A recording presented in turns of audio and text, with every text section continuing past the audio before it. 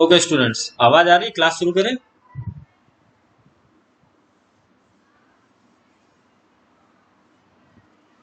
Yes sir. Okay.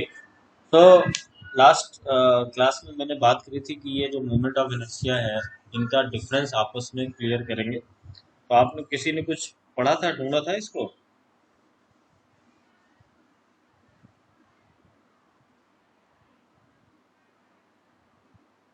हाँ ना, कुछ बोलिए फटाफट, टाइम थोड़ा सा कम है।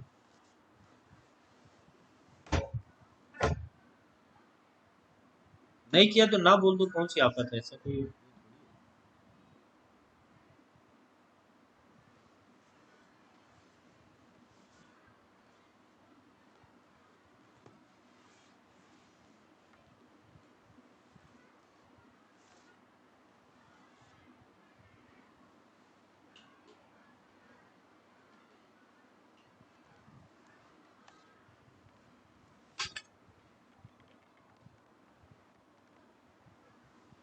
बोलो भाई।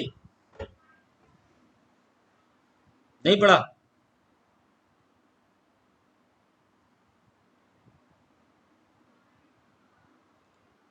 लेट्स। रवि वर्मा पढ़ा था? तो आज ही आया है।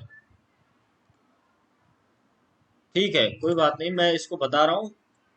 और लोग कहाँ रह गए? ये क्यों नहीं आ रहे? क्या अटेंडेंस का बहुत issue है। ये इतनी बढ़िया टॉपिक मैं डिस्कस करने जा रहा था, इससे क्या है कि आपका सारा कंफ्यूजन क्लियर हो जाता है। क्लास में ही नहीं आते, दो तीन लोग आए, पता नहीं क्या चक्कर है।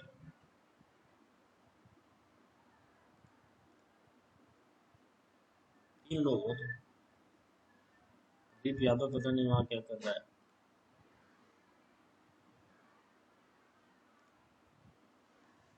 ठीक है, नहीं आना है तो बताएं।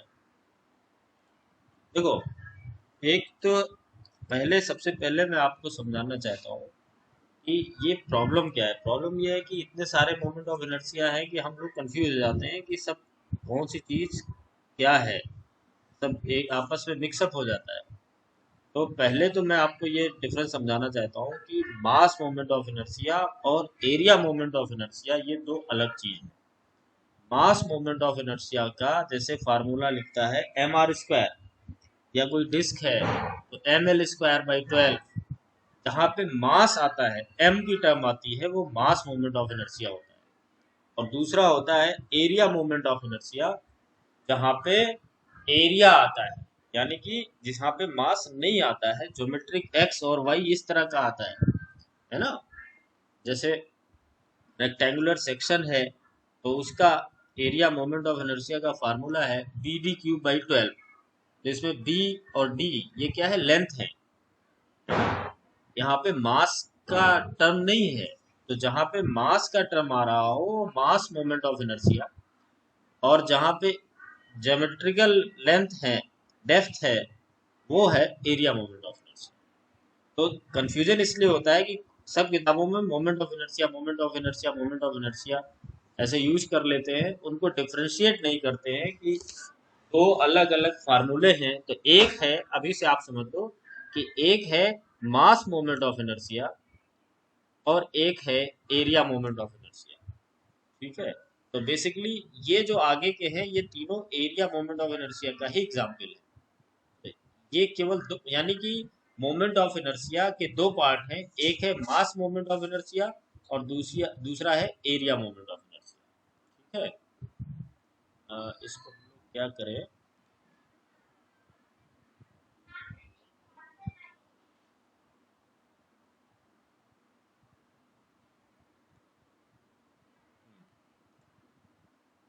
ये है ना,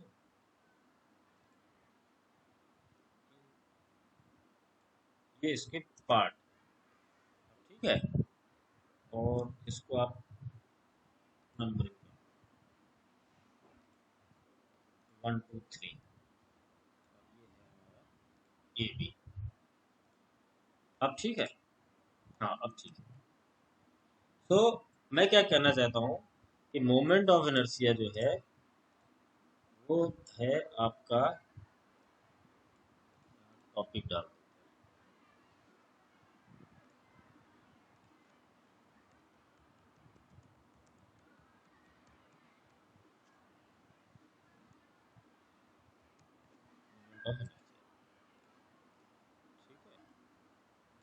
अब ये कंप्लीट हो गया।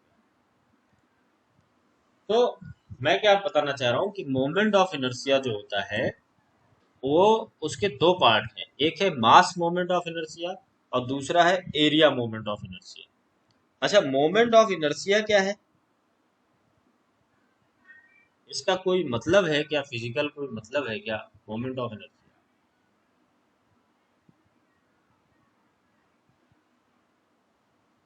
इसका कोई सेंस है क्या? ये सिर्फ मैथमेटिकल चीज है, मैथमेटिकल चीज है, इसका कोई फिजिकली ज्यादा कोई मतलब है नहीं एरिया मोमेंट ऑफ इनर्शिया का। और मास मोमेंट ऑफ इनर्शिया का मतलब ये है कि अगर कहीं पे जैसे हम सर्कुलर बॉडी है तो उसका हमें एक ही पॉइंट पे कुछ लेना है। जैसे हमारा हमेशा क्या होता है कि हम ये मानते हैं कि जो भी लोड है वो पॉइंट लोड है, सेंटर पे लग रहा है। और अगर मान लो सिमेट्रिक नहीं है या वो उसकी जो ज्योमेट्री है वो अलग प्रकार से है, सो आई वांट टू नो एक क्यूमुलेटिव इफेक्ट क्या है, मास का क्यूमुलेटिव इफेक्ट क्या है। तो उस केस में मास मोमेंट ऑफ इनर्शिया आता है।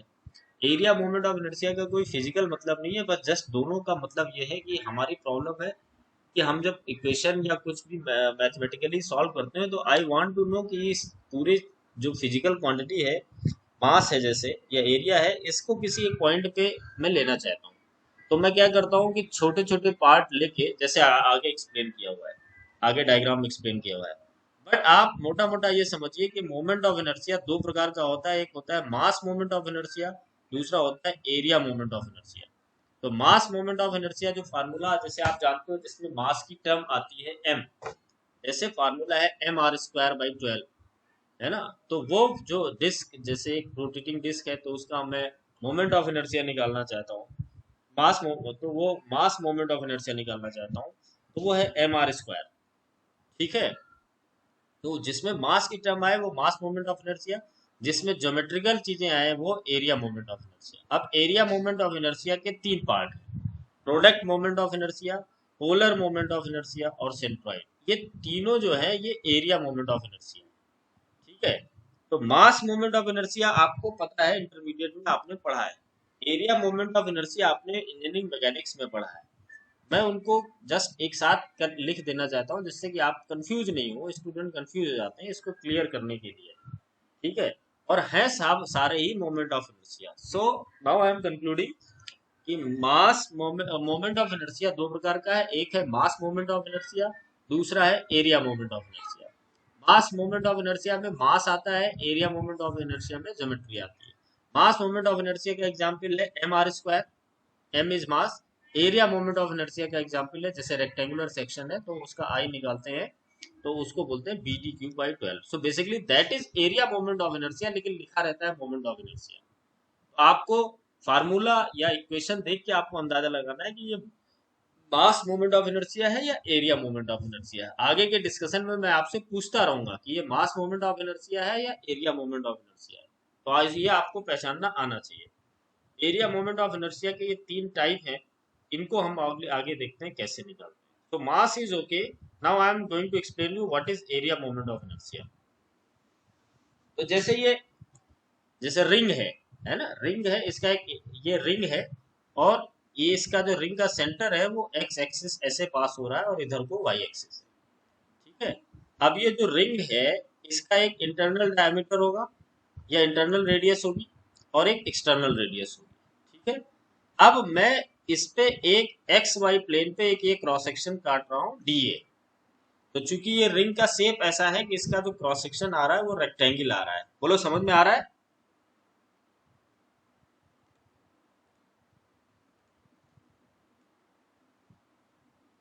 बोलिए समझ में आ रहा है? Yes sir. हाँ बोलते रहो और पूछते रहो, बोलते रहो, तो फिर चीज क्लियर होगी। तो अब ये जो प्लेन बना हुआ है लाइट ब्लू कलर में, ये प्लेन कहाँ है, ये एक्स वाई प्लेन है। तो जब रिंग को कट करेंगे तो यहाँ पे क्या मिल जाएगा, रेक्टेंगल। और इस रेक्टेंगल का एरिया मैं कह रहा हूँ स्मॉल डी है। ठीक है, जैसे कैलकुलस में करते हैं, दिस इज स्मॉल डी। अब ये जो डी है इसका जो सेंट्रॉयड है वो वाई बार पे है, यहाँ से लेंथ जो है वाई बार है। और ये जो लेंथ है ये y किसी भी इस पे एक क्रॉस सेक्शन आप लोगे तो उसका है। एनीवे अब मैं इसको आपको समझाता हूँ ये है क्या। तो अगर मैं इस एरिया का मोमेंट अबाउट एक्स एक्सिस निकालूं तो मेरा क्या हो जाएगा, एरिया मोमेंट ऑफ इनर्शिया। फिर से समझिए, ये एरिया जो स्मॉल डी है इसका मोमेंट मैं निकालूं एक्स एक्सिस के अबाउट तो वो मेरा हो जाएगा एरिया मोमेंट ऑफ इनर्शिया। अब इस एरिया का जो मोमेंट है वो एक्स एक्सिस के अबाउट भी हो सकता है और वाई एक्सिस के अबाउट भी हो सकता है। एक्स एक्सिस के अबाउट मोमेंट लेंगे तो उसको कहेंगे आई एक्स, और वाई एक्सिस के अबाउट मोमेंट लेंगे तो उसको कहेंगे आई वाई। बोलो ठीक है।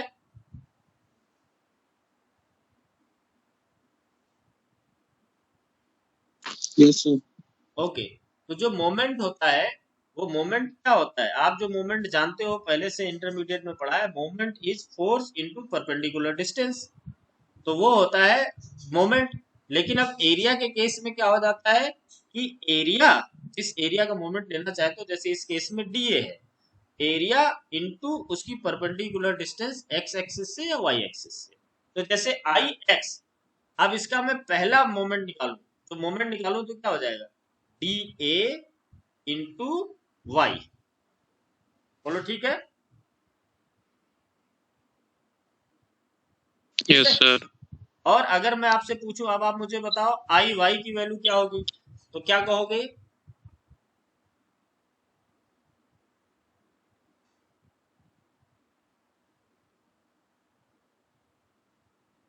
जैसे डी ए इंटू वाई जो मैंने निकाला, ये जो है ये आई एक्स है, एक्स के एक्सिस के अबाउट मैंने मोमेंट निकाला एरिया डी ए का। तो अब मैं आपसे जानना चाहता हूं आई वाई क्या होगा,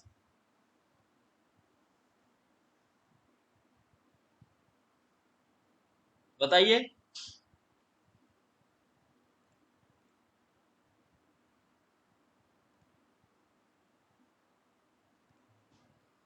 बताओ मोमेंट कैसे लेते हैं, I X equal to Y D A हमने लिखा, ये देखिए वाई डी ए, तो ये कैसे लिखा, डी ए इंटू इस एरिया का एक्स एक्सिस से जो डिस्टेंस है, और वो डिस्टेंस कितनी है वाई, तो मैंने लिखा डी ए इंटू वाई, ये आया मेरा I X is equal to Y D A. ठीक है, यहाँ लिखा हुआ है। ओके, अब मैं पूछना चाह रहा हूं आपसे वाई एक्सिस के अबाउट इस एरिया का मोमेंट क्या होगा, तो ये एरिया डी ए इंटू इसकी लेंथ यहां से एक्स एक्स हो जाएगी, तो वो फार्मूला क्या हो जाएगा, एक्स इंटू डी ए। बोलो ठीक है।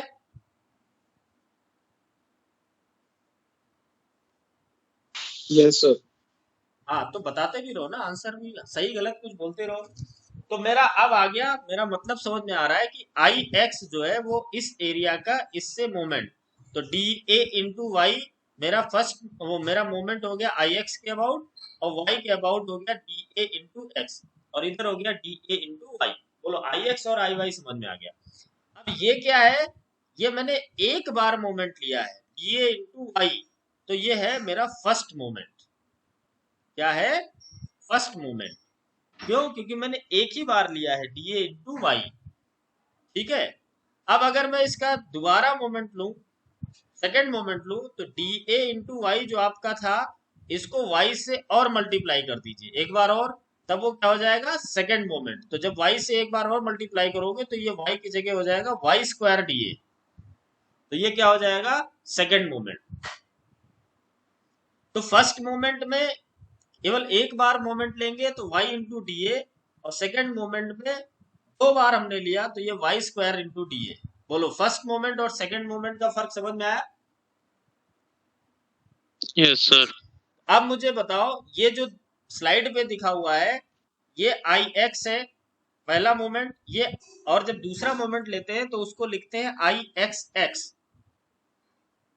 बात समझ में आई।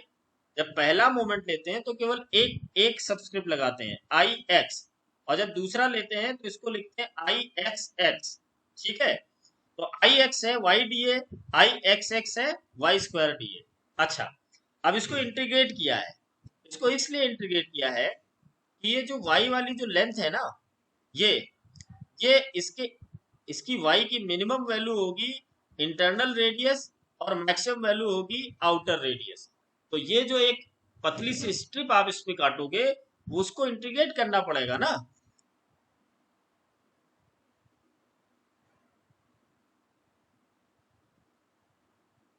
नहीं समझ में आया?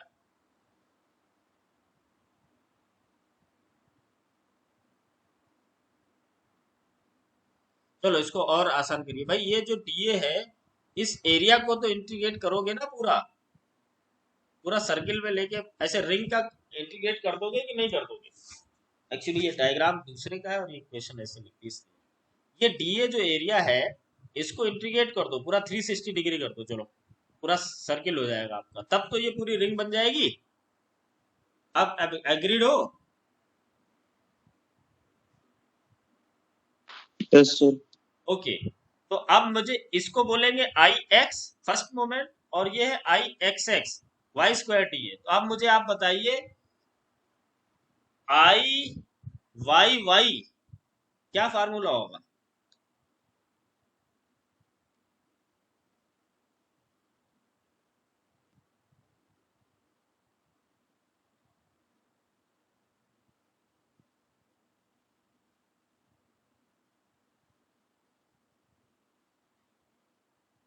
बोलो। X square D A. हाँ ठीक है, फिर उसको इंटीग्रेट कर दीजिए, एक्स स्क्वायर डी, बिल्कुल आसान क्वेश्चन था। Anyway good. So I X x will be x square D ए, तो वो सेकेंड मोमेंट हो गया। तो फर्स्ट मोमेंट में वाई आएगा और सेकेंड मोमेंट में इसका स्क्वायर हो जाएगा वाई स्क्वायर डी ए। तो ये है आपका फर्स्ट मोमेंट और सेकेंड मोमेंट। अब देखिए, ये जो फर्स्ट मोमेंट है, इसकी मदद से हम लोग सेंट्रॉयड निकालते हैं। जैसे इस स्लाइड में जो सेंट्रॉयड लिखा है ना, तो basically this is first moment. ठीक है,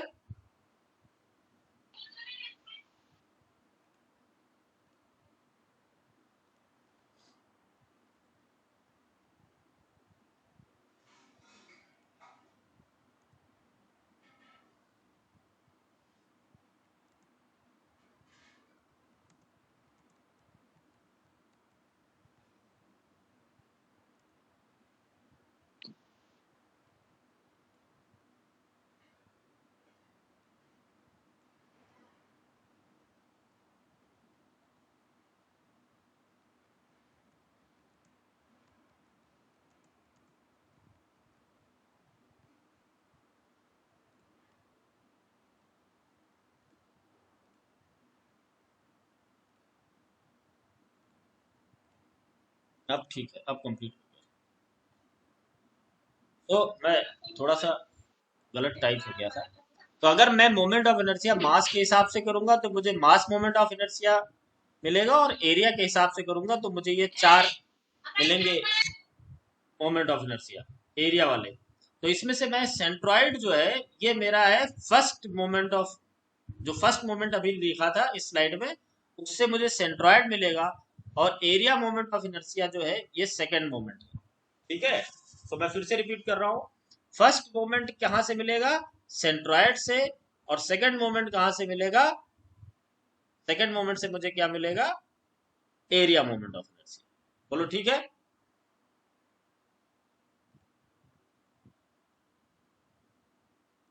यस सर।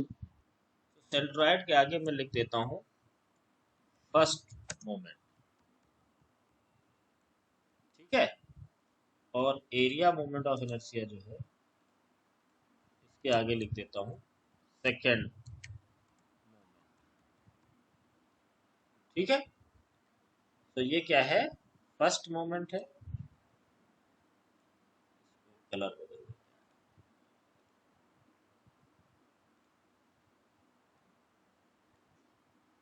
Second moment. ठीक है, मोमेंट लिख गया। ओके, तो सेंट्रॉइड क्या है? फर्स्ट मोमेंट मिलेगा, और एरिया मोमेंट ऑफ इनर्शिया जो है, ये सेकेंड मोमेंट। तो ये फार्मूला आपने खूब यूज किया हुआ है, Y square D A X square D A. So that is your area moment of inertia, और इससे मिले मुझे मिलेगा सेंट्रॉइड। ठीक है, अब नेक्स्ट देखते हैं। अब नेक्स्ट है हमारा पोलर मोमेंट ऑफ इनर्शिया। तो पोलर मोमेंट ऑफ इनर्शिया क्या होता है? पोलर मोमेंट ऑफ इनर्शिया ये है।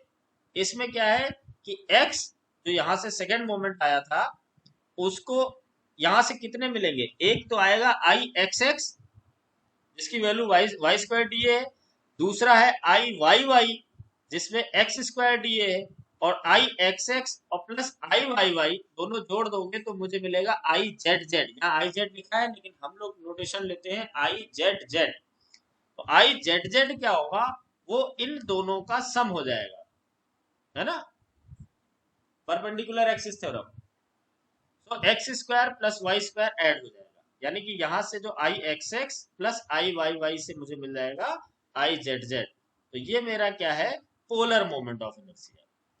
तो polar moment of inertia is basically what, this is sum of second, ठीक है, this is sum of second.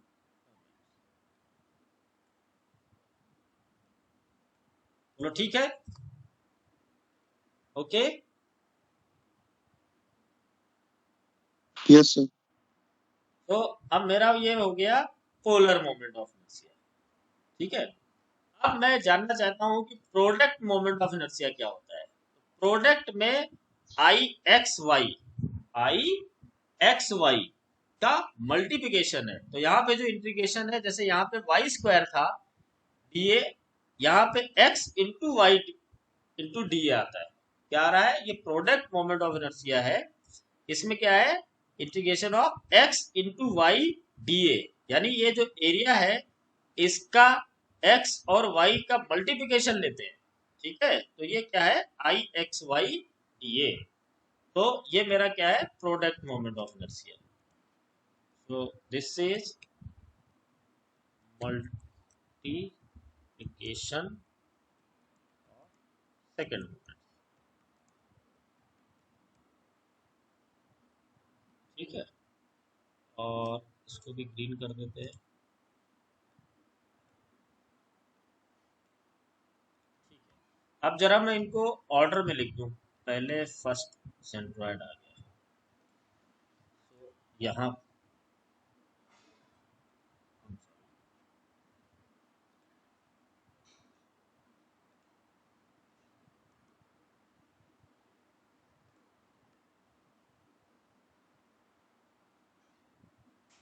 Product moment of inertia हो गया।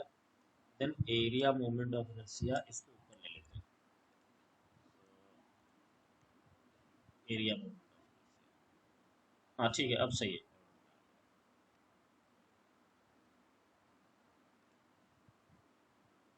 अब ठीक है,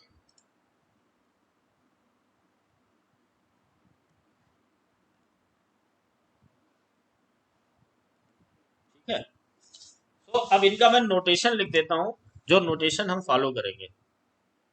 तो जब सेंट्रॉइड लेते हैं ये, तो इसमें हम लेंगे एक, सॉरी, इसका नोटेशन हम लेंगे आई एक्स, और जब ये लेंगे एरिया मोमेंट ऑफ इनर्शिया तो इसको लिखेंगे आई एक्स एक्स और आई वाई वाई, नोटेशन लिख रहा हूं, ठीक है। और जब प्रोडक्ट मोमेंट ऑफ इनर्शिया लेंगे तो इसका हो जाएगा आई एक्स वाई, और जब पोलर लिखेंगे तो ये बेसिकली आ जाएगा आई जेड जेड। इनके नोटेशन से ही बहुत कुछ समझ में आ जाता है, ठीक है। तो आई एक्स जो है ये क्या है,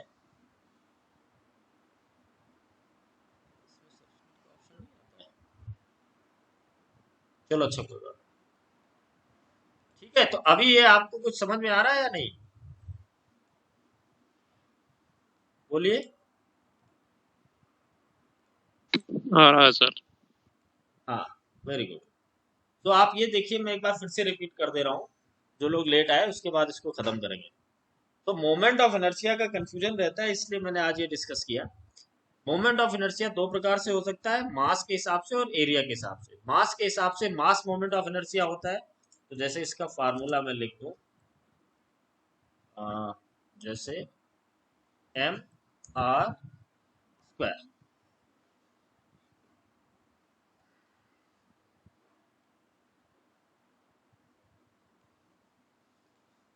इसमें क्या ऊपर जा नहीं रहा है sir.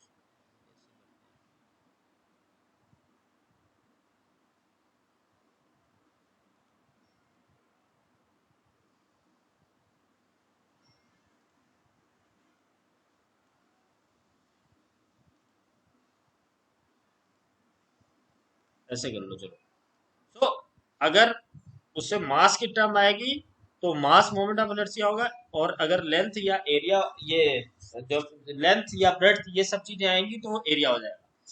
Mass moment of inertia में मास होगा, एरिया मोमेंट ऑफ इनर्शिया में मास नहीं होगा। पहला है सेंट्रॉइड। जब हम सेंट्रॉइड निकालते हैं तो ये इस एरिया का ये का फर्स्ट मोमेंट लेते हैं तो वो हो गया हमारा सेंट्रॉइड।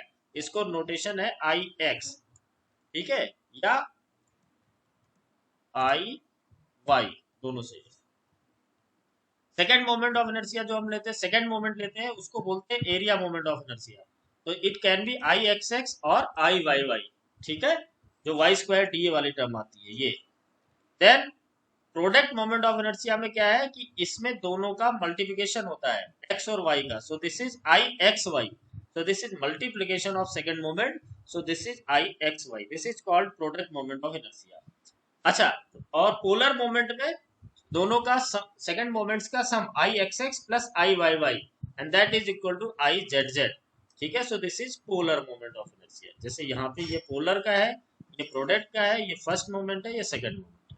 तो ये आपको एक्सप्लेन किया। इसमें एक चीज रह गई अभी कि प्रोडक्ट मोमेंट ऑफ इनर्शिया से क्या मतलब है। इसको हम लोग ज्यादा यूज करते नहीं है, आपने अभी यूज किया नहीं होगा, लेकिन मैं आपको बता दूं इसका क्या मतलब है। ये ज्योमेट्री सी सारी चीजें हैं। अगर किसी एक्सिस के अबाउट किसी, जैसे आपका प्लेट है ना, है ना, या कोई ऐसी ज्योमेट्री है जिसका एरिया मोमेंट ऑफ इनर्शिया किसी एक्सिस के अबाउट अगर जीरो आ जाए तो इसका मतलब है कि वो ज्योमेट्री उस एक्सिस के अबाउट सिमेट्रिक है। मैं फिर से रिपीट करता हूं। अगर कोई ज्योमेट्री का प्रोडक्ट मोमेंट ऑफ इनर्शिया किसी एक्सिस के अबाउट अगर जीरो आ जाए तो वो उस एक्सिस के अबाउट सिमेट्रिक है। जैसे मैं आपको दिखाता हूं, इंसर्ट करो, मान लो सर्किल, ये है। अब इसमें एक्सिस ले ली, जैसे ये एक्सिस है, ये सर्किल क्या इलिप्स है, कोई फर्क नहीं पड़ता है। ये इलिप्स है, ये एक्सिस है, से इट इज एक्स, से इट इज एक्स, ये एक्स एक्सिस है। एक्स एक्सिस के अबाउट अगर इसका इस ये कोई एक्सिस है, इस एक्सिस के अबाउट एक्स है, और एक वाई भी बना दो तब क्लियर होगा। ये वाई है। तो अगर इस एक्सिस के अबाउट मेरा if I X Y equal to zero आ जाए, if I X Y equal to zero आ जाए तो इसका मतलब है कि ये जो एरिया है ये एक्स और इसके अबाउट सिमेट्रिक है, यानी ये ज्योमेट्री सिमेट्रिक है। तो अगर किसी बॉडी का product moment of inertia zero आता है आई एक्स वाई, तो इसका मतलब वो किसी एक्सिस के अबाउट सिमेट्रिक है। अगर कोई बॉडी सिमेट्रिक नहीं है तो उसका हमें product moment of inertia zero नहीं मिलेगा।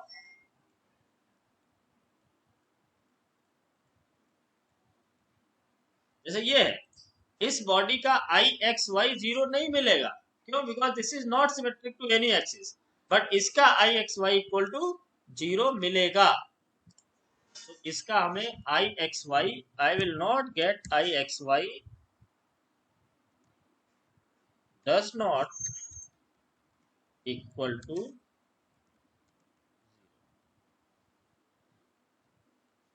ठीक है, बोलो समझ में आया? Yes sir. ठीक है, तो इसको भी ध्यान रखेंगे कि पोलर सॉरी जो प्रोडक्ट मोमेंट ऑफ इनर्शिया है उसका क्या फायदा है, उससे हमें क्या पता चलता है।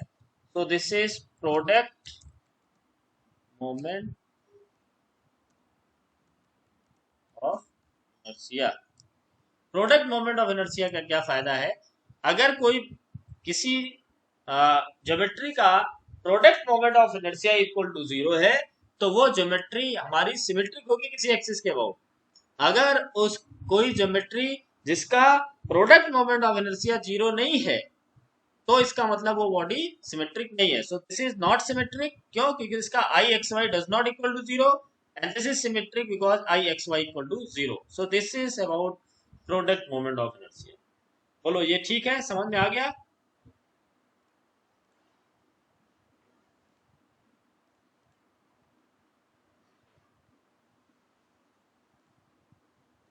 ठीक है, तो ये डिस्कशन हेल्पफुल रहा, आपको कुछ समझ में आया? Yes sir. ओके ठीक है। Yes sir. हाँ अब ठीक है, अभी हमारे पास आधे घंटे हैं, तो अब हम लोग बोल्ट का वेरिएबल स्ट्रेस का डिस्कशन करेंगे। अब वापस डिजाइन पे आ रहे हैं। तो अभी आपके जो डिजाइन ऑफ मशीन एलिमेंट है, उसका आज का टॉपिक है कि जो बोल्ट है उनको वेरिएबल स्ट्रेस के हिसाब से, जब उसमें लोड है वो फ्लक्चुएटिंग है, तो कैसे डिजाइन करेंगे। तो वो पॉइंट है, ये मैंने एनपीटीईएल के उससे किया हुआ है। तो आपने क्या है कि बोल्ट की डिजाइन स्टैटिक लोड के हिसाब से, design of machine element part 1 में बोल्ट डिजाइन आपने पढ़ी है, ठीक है। इनिशियल प्री टेंशन और ये सारी चीजें पढ़ी है कि नहीं?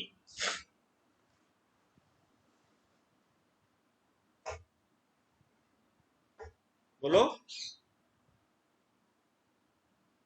मुझे पता नहीं है, सिलेबस याद नहीं है design of machine element first का। बोल्ट की डिजाइन पढ़ी है कि नहीं?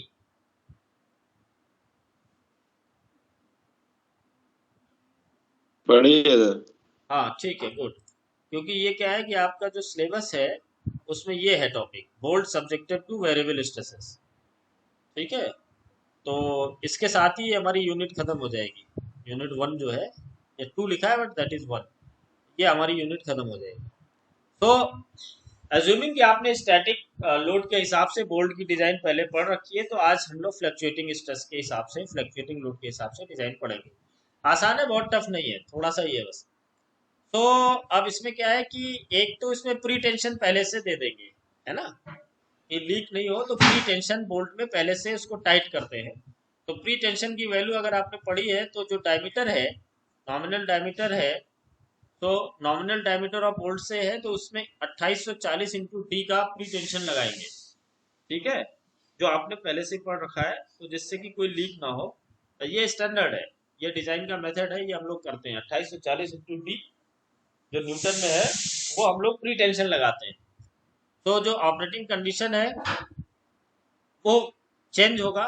जैसे इस डायग्राम को देखिए, ये क्या है कि यहाँ पे ये सिलेंडर है, ये इस सिलेंडर के ऊपर एक कवर प्लेट लगी है ना, जैसे अपने इंजन में होता है।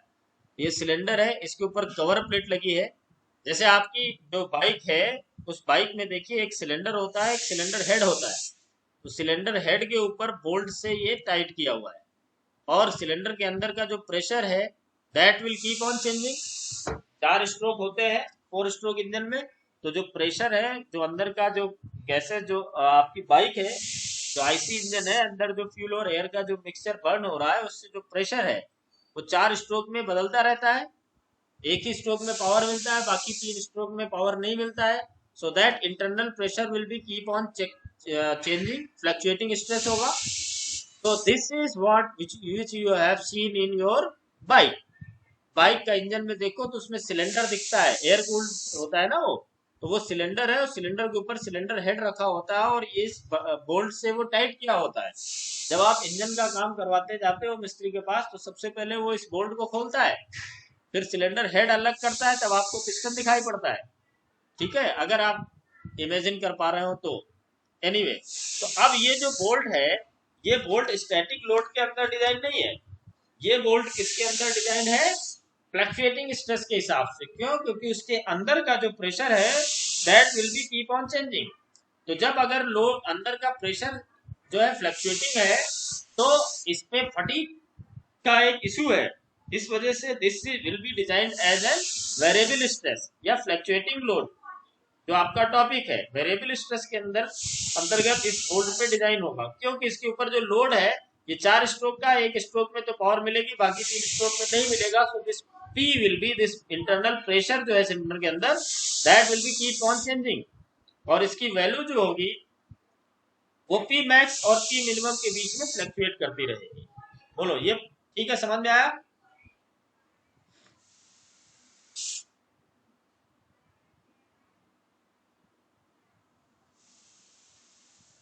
बोलिए।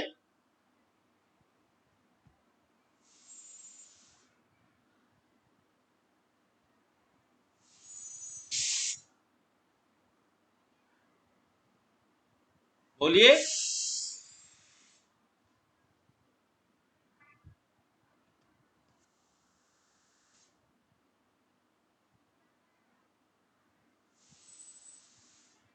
आवाज कट गई क्या? सर मेरे यहाँ थोड़ी नेटवर्क प्रॉब्लम है इसलिए कट जाती है बीच बीच में। अच्छा, बाकी लोगों के यहाँ? आकाश, रवि, प्रदीप यादव? सर मेरा डिस्कनेक्ट हो गया था नेटवर्क प्रॉब्लम के चक्कर में, अभी कनेक्ट हुआ जस्ट। अच्छा, अभी आवाज आ रही तो मैं फिर से एक्सप्लेन करूं?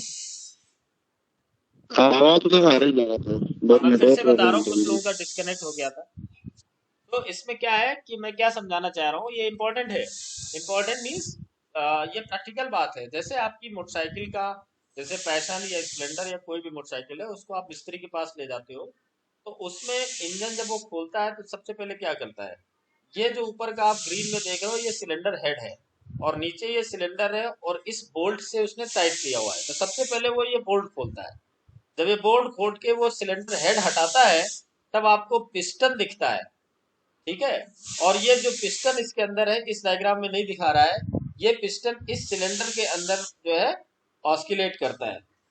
तो जो सिलेंडर के अंदर का जो प्रेशर है, that pressure will keep on changing, क्योंकि ये 4 स्ट्रोक या ये इंजन है। तो इसमें क्या है कि जो पावर है वो एक स्ट्रोक में मिलेगी, बाकी 3 स्ट्रोक में मिलेगी नहीं। तो जो प्रेशर है वो P मिनिमम से P मैक्सिमम के बीच में ऑस्किलेट करता रहता है। तो that will be keep on changing between P minimum and P max. बोलो ठीक है? Yes sir. हाँ।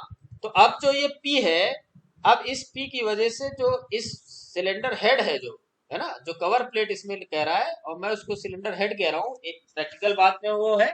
तो इसमें ये जो ये हेड, ये जो प्लेट है, इस प्लेट में जो फोर्स लगेगा इस प्रेशर की वजह से, उसकी वैल्यू क्या होगी? तो ये प्रेशर इनटू ये वाला एरिया, इतना ये एरिया सिलेंडर के अंतर्गत जो आ रहा है, and that area is AC, area of cross section of the cylinder. क्योंकि इसके बाहर तो कोई प्रेशर लग नहीं रहा है, प्रेशर सिर्फ सिलेंडर में, सिलेंडर मतलब ये एक सिलेंड्रिकल जो है, यहाँ पे इसका इस जगह पे सर क्या मिलेगा, क्रॉस सेक्शन, जो सिलेंडर और कवर प्लेट जहां पे ज्वाइन हो रहे हैं, तो इस जगह पे AC बन रहा है। तो ये AC का शेप क्या होगा? सर्किल होगा, रेक्टेंगल होगा, स्क्वायर होगा, क्या होगा?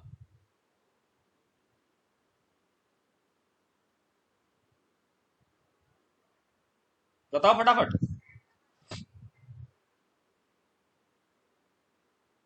सर किसका शेप पूछ रहे हैं आप? AC जो इसमें लिखा है ना, area of cross section AC, तो ये जो क्रॉस सेक्शन है ये सर्कुलर होगा, स्क्वायर होगा, रेक्टेंगल होगा, क्या होगा? अगर ये सिलेंडर, रेक्टेंगल होगा सर। नहीं ये रेक्टेंगल नहीं होगा। ये क्या है, ये ऐसा है जैसे ग्लास, पानी का गिलास, तो वो सिलेंडर शेप है। पानी के ग्लास को अपने गाल पे या सर्कुलर हाथ होगा पे सर। दबाओ तो क्या बनेगा शेप? सर्किल। सर्कुलर। हाँ। तो यहाँ पे जो ये एरिया है, ये जो कवर प्लेट है, ये पूरा आपका ग्लास हो गया, ये वाला जो सिलेंडर है वो ग्लास हो गया। और इसके ऊपर जो आपने हाथ रखा, कवर प्लेट से ढका उसको, तो जहां पे वो ग्लास दबाओगे उस जगह पे सर्किल बनेगा ना, ठीक है।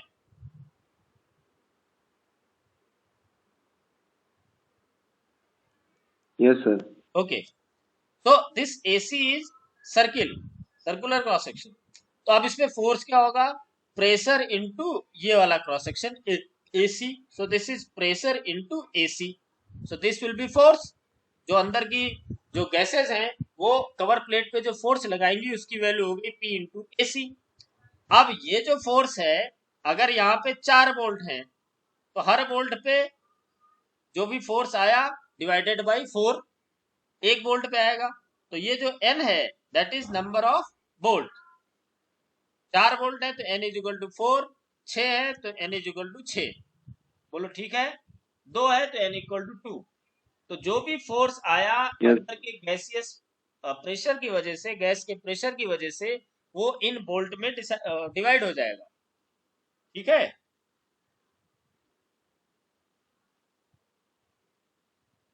Yes, sir. ओके, तो अब आगे बढ़ रहे हैं। तो यहाँ पे क्या है कि अब जो फोर्स होगा,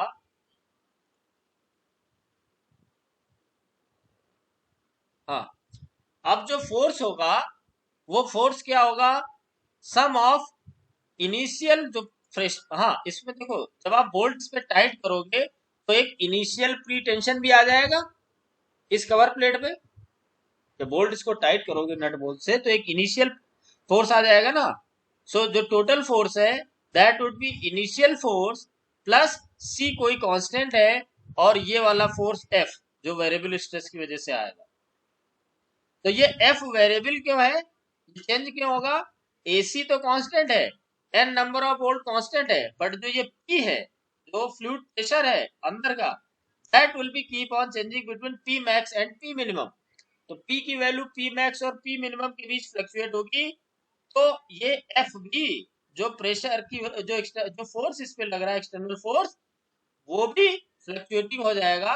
सो दिस इज दैट F, ये जो F है वो ये वाला है। तो ये F, ये C सम कांस्टेंट है, इसके भी बात करेंगे, और ये इनिशियल टेंशन Fi। तो टोटल जो फोर्स है FB that is initial tension plus कोई C कांस्टेंट है इनटू जो ये आपका एक्सटर्नल फोर्स F आ रहा है। ठीक है। अब जो ये C है ये कोई फैक्टर है जो ज्वाइंट के नेचर पे डिपेंडेंट है।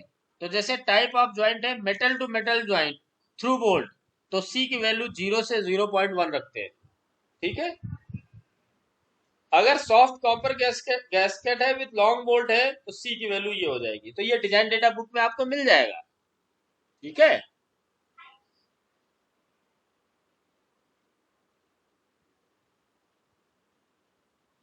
ठीक है। Yes, sir. तो अब ये जो Yes, फोर्स sir. है that is sum of Fi initial pretension. तो इनिशियल प्रीटेंशन कितना होगा, ये प्री डिसाइडेड है 2840 गुणे D। D is nominal diameter of bolt. तो ये हो गया Fi प्लस C की वैल्यू इस टेबल से आएगी, डिजाइन डेटा बुक से आएगी, F की वैल्यू इस फार्मूले से आएगी। इसमें से जो P है that is fluctuating between P max into P और P मिनिमम। अब देखिए तो FB की जो मिनिमम वैल्यू होगी वो क्या होगी, Fi तो कांस्टेंट है, ये फ्लक्चुएट हो नहीं रहा है, C भी कांस्टेंट हो गया इस पर्टिकुलर डिजाइन के लिए, F जो है वो मिनिमम होगा और मैक्सिमम होगा। तो इस टोटल जो फोर्स है इसकी वैल्यू मिनिमम FB मिनिमम और FB मैक्स के बीच फ्लक्चुएट करेगी। ठीक है।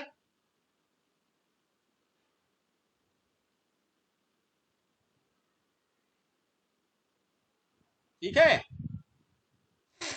Yes, sir. Yes, sir. Okay, तो अब हम निकालते हैं सिग्मा मीन। सिग्मा मीन और सिग्मा एम्पलीट्यूड, इसका हमने पहले बात करी थी पिछली क्लास में और उससे पहले यही डिस्कस कर रहे हैं। तो सिग्मा मीन जो होगा वो क्या होगा, sigma max plus sigma minimum by 2। तो sigma max plus sigma minimum ये है, ये F है, ये फोर्स है, और आप निकालना चाहते हैं स्ट्रेस, तो फोर्स डिवाइडेड बाई एरिया, यही ना। स्ट्रेस क्या हो जाएगा, ये तो फोर्स है ना, फोर्स डिवाइडेड बाई एरिया। तो यहाँ पे एरिया क्या लेंगे, एरिया हम ये लेंगे कि जो फोर्स लग रहा है इस कवर प्लेट पे उस फोर्स को रेजिस्ट कौन कर रहा है, ये बोल्ट। तो जो बोल्ट का डायमीटर है या बोल्ट का जो क्रॉस सेक्शन है उसके स्टड का, वही तो इस सारे लोड को रेजिस्ट कर रहा है।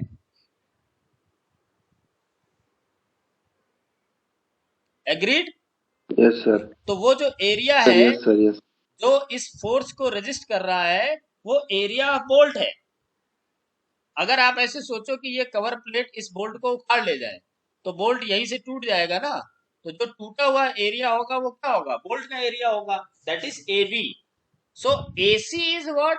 AC is cross section of cylinder.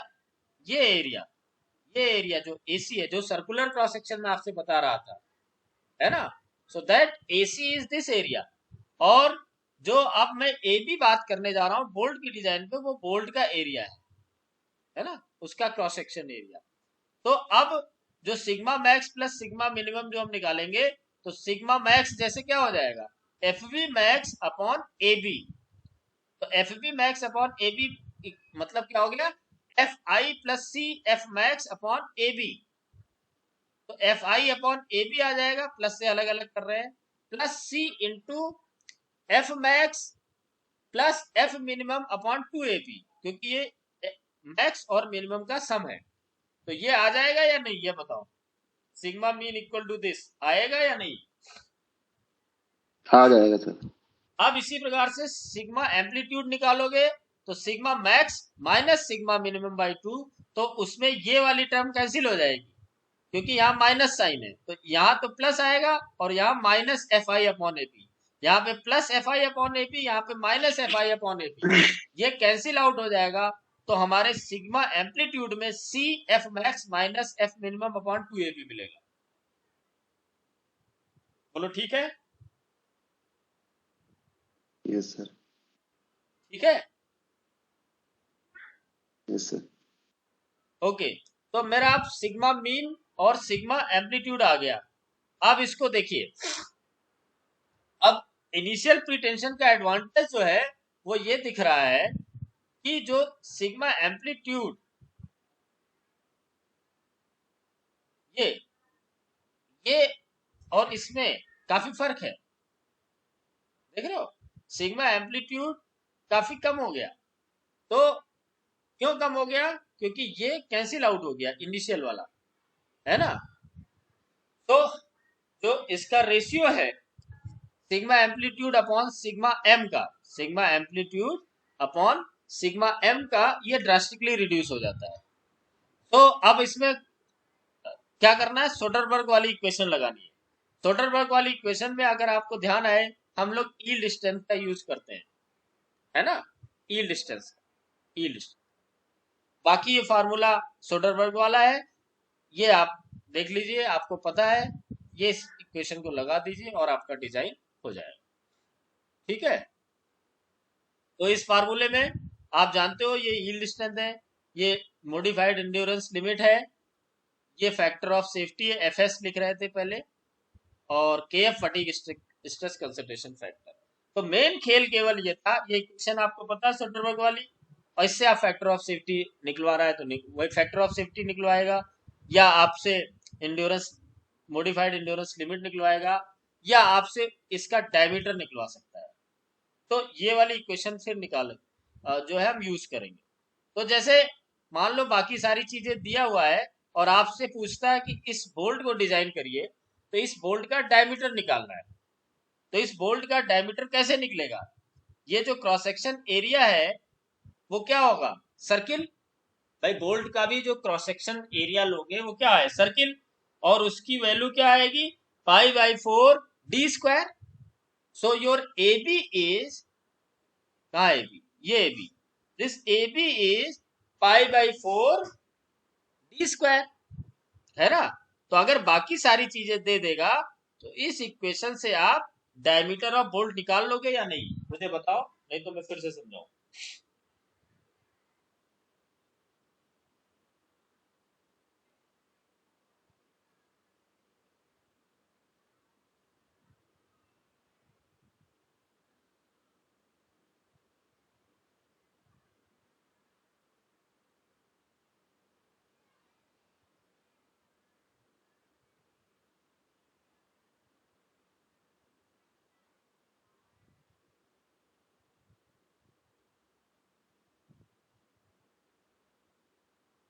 बोलो।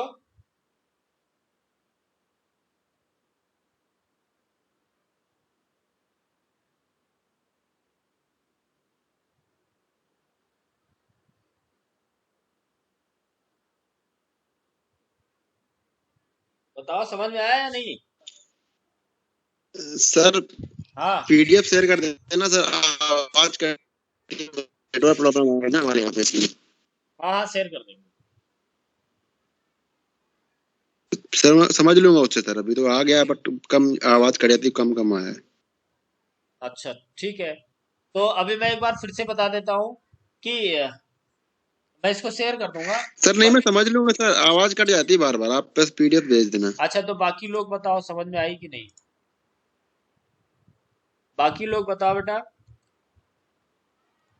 मैं क्विकली फिर से बता देता एक हूँ। बार रिपीट कर दो सर। हाँ रिपीट कर रहा हूँ। देखो, हमें जो डिजाइन करनी है, डिजाइन का मतलब क्या है? बोल्ट की डिजाइन का मतलब है कि इसका मटेरियल या इसका डायमेंशन। तो मटेरियल जनरली फिक्स होता है, हमें डायमेंशन निकालना होता है। तो मैं इस बोल्ट का डायमीटर निकालना चाहता हूँ, क्या होगा? तो अब ये जो इक्वेशन है, इस इक्वेशन में देखिए, सिग्मा वाई यील्ड स्ट्रेंथ आपको दिया होगा, इंड्योरेंस लिमिट दिया होगा, फैक्टर ऑफ सेफ्टी दिया होगा, के एफ की वैल्यू दिया होगा, सिग्मा एवरेज और सिग्मा एवरेज की जगह सिग्मा मीन और सिग्मा एम्पलीट्यूड आप इस फार्मूले से निकालोगे। तो इस फार्मूले में एफ मैक्स एफ मिनिमम ये सब हमारा दिया होगा, सी की वैल्यू दिया होगा। केवल एक चीज नहीं दी होगी, वो है area of bolt, cross section area of bolt. तो उसकी वैल्यू होगी पाई बाई 4 डी स्क्वायर। तो जब इसको सॉल्व करोगे तो इससे हमें डायमीटर ऑफ बोल्ट निकल आएगा। बोलो ठीक है? Yes sir, yes sir. ठीक है, तो with that I will finish for today. हाँ एक ये इसमें एक और है, ये फटीग स्ट्रेस कंसंट्रेशन फैक्टर जो केएफ है, केएफ की वैल्यू यहाँ पे दिया हुआ है। ये जो मेट्रिक ग्रेड है, यानी कि जो आपका डायमीटर आ रहा आएगा उसके हिसाब से ये वैल्यू यहाँ पे दी हुई है। तो ये सारा डिजाइन डेटा बुक से ये वैल्यू आप केएफ और जो क्या नाम है सी की वैल्यू, ये डिजाइन डेटा बुक से आपको देख के लिखनी पड़ेगी। जैसे पहले आपने किया वैसे यहाँ पे भी, तो इसका एक कोई डिजाइन न्यूमेरिकल कर लेना, ठीक है? उसके बाद ये यूनिट मैं फिनिश कर रहा हूँ। ठीक है, ये स्लाइड आप मांग रहे हैं तो ये